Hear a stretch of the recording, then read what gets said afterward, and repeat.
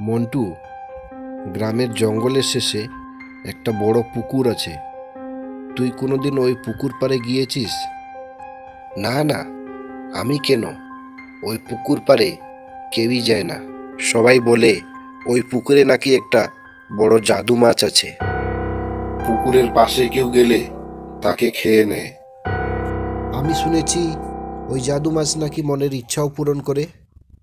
আমাকে ওই পুকুর পাড়ে যেতেই হবে। এ তুই কি বলছিস? তোর কি মাথা খারাপ হয়ে গেছে? ভুল করে ওই পুকুর পাড়ে যাস না। ওই জাদু মাছ তোকে খেয়ে ফেলবে।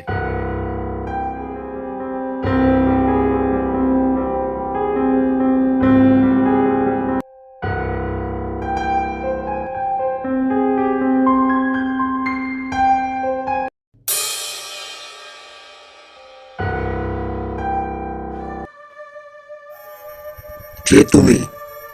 কেন এসেছো এই পুকুর পাড়ে?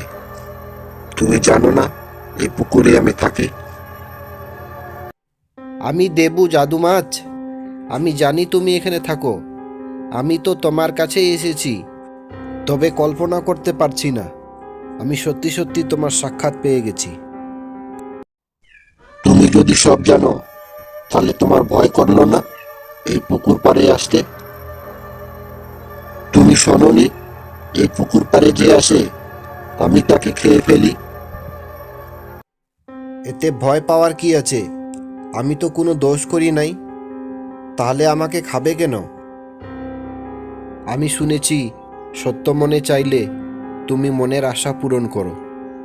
তাই তোমার কাছে কিছু আশা নিয়ে এসেছি। কি আশা নিয়ে এসেছো তুমি আমার কাছে?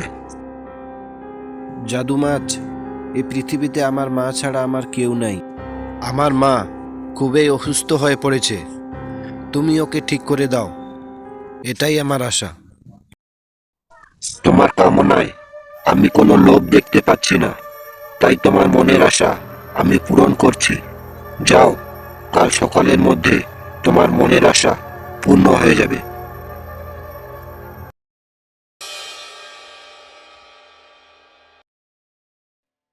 দেবু দেখ, দেখ আমি ঠিক হয়ে গেছি। হ্যাঁ মা, আমি জানি তুমি ঠিক হয়ে গেছো। এই সব কিছু ওই জাদু মাছের জন্য হয়েছে। তার মানে তুই ওই ভয়ানক পুকুর পাড়ে গিয়েছিলি? কিন্তু আমি তোকে ওই পুকুর পাড়ে যেতে বারণ করেছিলাম। আমার কাছে আর কোনো উপায় ছিল না।